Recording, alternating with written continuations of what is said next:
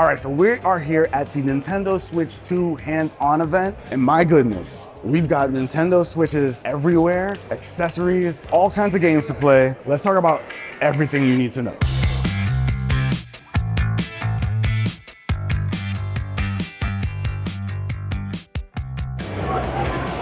I know you saw that one. All right, so check it out. Over here, we've got everything included when you pick up the new Switch 2. So of course, you're gonna have your Switch 2 over here, your Switch 2 dock, but it's actually way longer and it looks shorter than previous. And you've got your Joy-Con 2s over here, your wrist strap, HDMI cable, your grip, as well as your charging brick and USB-C to C cable. And over here, we're looking at the same grip that comes in the box, but what's different here is these have those extra buttons in the back, so kind of like a Pro controller. We do have the new Pro controller, a GameCube controller, so a nice first-party controller for the Switch. So for those Smash Bro lovers, you know that's the only way to play. We also got the wheels for like Mario Kart, that kind of thing, and a camera, which is actually pretty interesting. We don't have any real specs on it, but there are games that we've tried that you can take advantage of it. And we've got the new case. The case looks nice and slim, which is perfect since the Switch 2 is so slim. It's got the colored pull tabs. Not sure if this is a hard shell case, but I love the size of it. Now, I love the increased size of the L and R buttons because that means you don't really have to put your fingers up top. You can go here if you'd like. You can use the rest of your finger if you want to use that to press. This is not something I would have asked for, but I definitely welcome. Now, what I like too is that the Joy-Cons are actually held together by magnets instead of having that sliding mechanism. Now it's just magnets, pops right in, makes that satisfying click. What's also dope is that they increased the size of the SL and the SR buttons. So before they were actually pretty small, but now they feel like proper buttons. I love that change. And low-key, one of the best quality of life changes here is the addition of another USB-C port. So we've got one over here at the top, as well as here at the bottom. So if you want to charge this while, I don't know, having a pair of USB-C headphones or some kind of USB-C accessory attached to it, or if you just want to bust out the kickstand, you can just charge from the top since your bottom port gets blocked off. I cannot wait to see this display on. All right, we're about to play some Mario Kart, baby.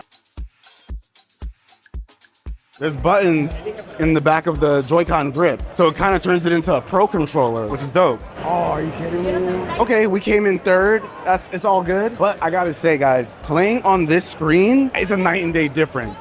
So 7 inches versus 7.9 inches doesn't sound like a lot. If you're coming from the original Switch, you feel all the differences almost immediately. From the screen, the feel in the hand, it's a lot more comfortable. It doesn't feel as flat as the original Switch felt when it was in the hand. So there's like these dips that feel just a lot more ergonomic than the original felt. So I can imagine playing this for long periods of time with no problem. Okay, so physically in the hand, I think it feels like a pretty nice upgrade, but what about the internal? So there's actually quite a few upgrades. Now, we're looking at a 1080p display running at 120 hertz. It is an LCD display, so it's not OLED, but from my time here, I gotta say, I think the screen looks pretty good. It does have HDR10 support, and while playing Breath of the Wild for the Switch 2, like I said, it looked really clean. Now, in terms of the processor, there's not much information out about it, but from what we know, it's a custom-made NVIDIA chip for the Switch 2. But the fact that it can push 1080p up to 120 frames for some games,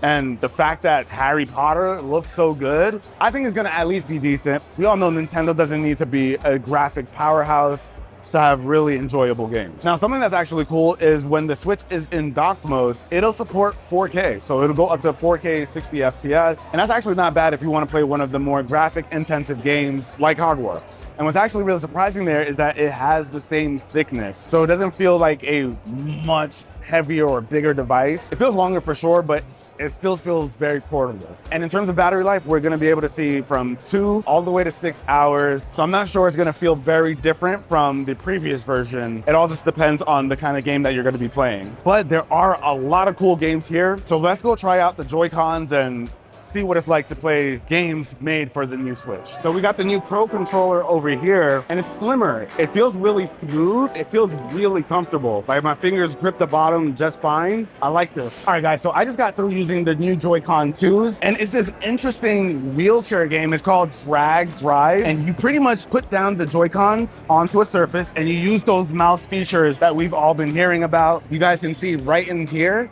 that's where the sensor is, and that's what's gonna detect when it's on the surface surface and the kind of movements you're doing. But what's interesting here is the haptics. The haptics felt really solid. And it was cool to see in the game that I could have like one Joy-Con up and my character's hand was up. And as I brought it to the surface, he put his hands on his wheel. And that was like a smooth transition. Now, what's also cool is that with the wrist strap, the same way you would put on like regular Joy-Cons, it works here just like the previous version. So you just push the button and it pops right out. And just like the last wrist strap, you would have to like line it up. So the same way you get your Joy-Cons on and off the system is the same way you get it on this strap. But yeah, this was actually impressive. And this concept I felt was like pretty unique. And it makes me wonder what we're gonna be seeing in games moving forward. Usually with these out of the box inputs, they don't tend to get a lot of attention, but we're talking about Nintendo here. So I definitely think we're gonna see this implemented in a lot of games. And so you guys can see a closer look of the Joy-Cons themselves. You obviously have the same design here.